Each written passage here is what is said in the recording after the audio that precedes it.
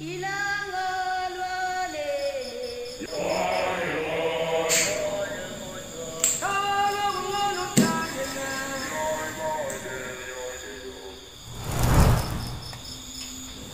tahun 1525 hingga 1866, sekitar 15 juta warga Afrika diculik dan dijual sebagai budak.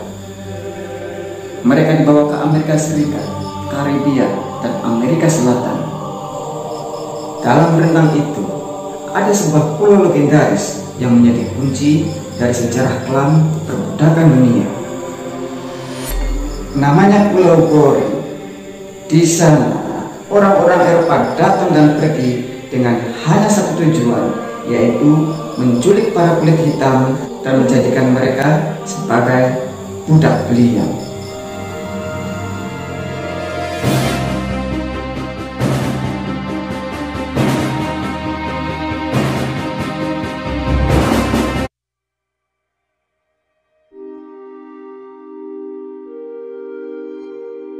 Jejak kelam perbudakan orang-orang kulit hitam Afrika tersimpan rapi di Pulau Gori.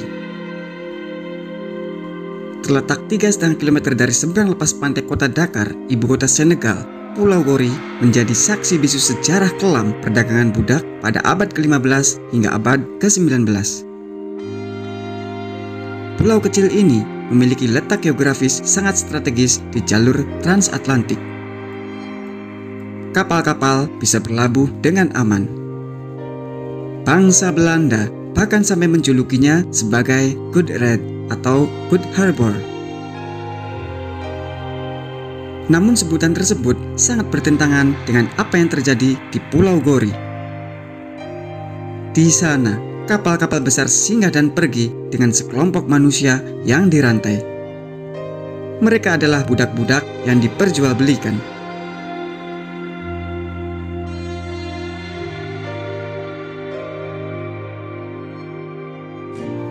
Pulau Gori hanya seluas 28 hektar.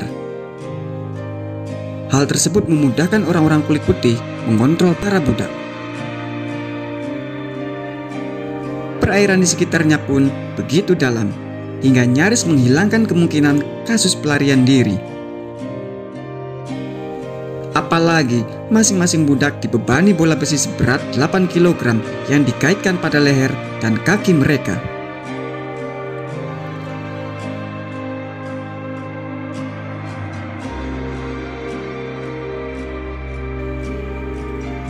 Sejak abad 15, Pulau Gori telah ramai dikunjungi para pedagang Eropa. Dikelola berturut-turut melalui serangkaian pertempuran oleh Portugis, Belanda, Inggris, dan Prancis, Pulau Gori pada akhirnya menjadi pusat persaingan antara negara-negara Eropa untuk mengendalikan perdagangan budak.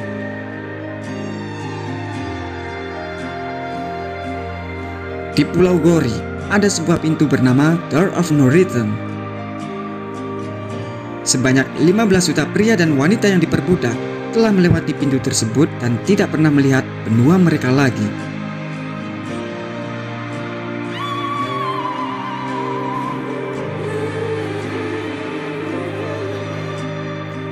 Di balik pintu, terdapat sel-sel pengap yang menampung ratusan atau ribuan budak. 20 hingga 30 budak dikurung pada sel berukuran 2 kali 2 meter. Mereka diperbolehkan keluar dari sel hanya sekali dalam sehari.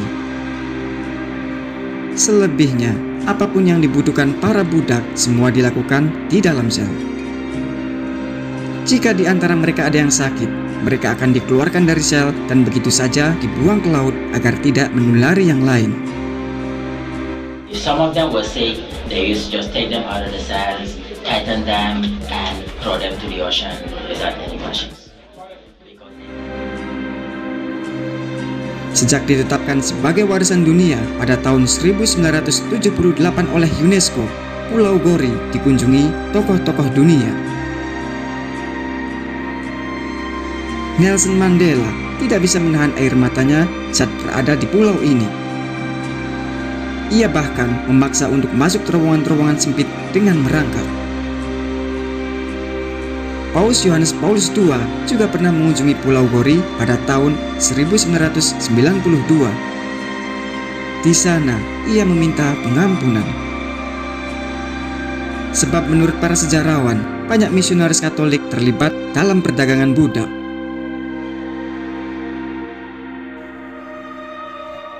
Presiden-presiden Amerika sempat memiliki tradisi menziarahi Pulau Gori setelah pelantikannya.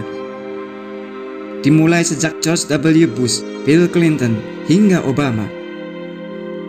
Momen paling dramatis terjadi saat Obama ada di sana.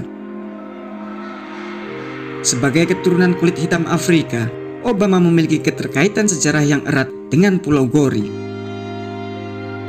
Di depan Door of No Return, Obama tak kuasa menahan isak tangis membayangkan leluhurnya diangkut paksa dari Afrika.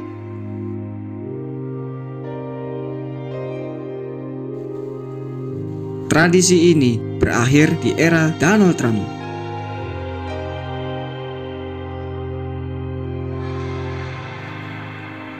Pulau Gori kini menjadi museum yang mengingatkan dunia pada sejarah kelam perbudakan.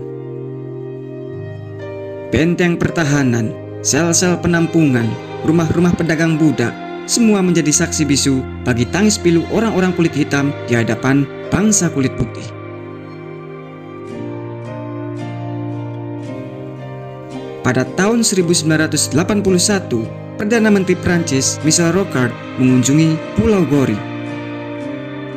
Di salah satu sesi wawancara dengan BBC, ia berkata, "Tidaklah mudah bagi seorang pria kulit putih dalam semua kejujurannya untuk mengunjungi rumah budak ini tanpa merasa tidak nyaman.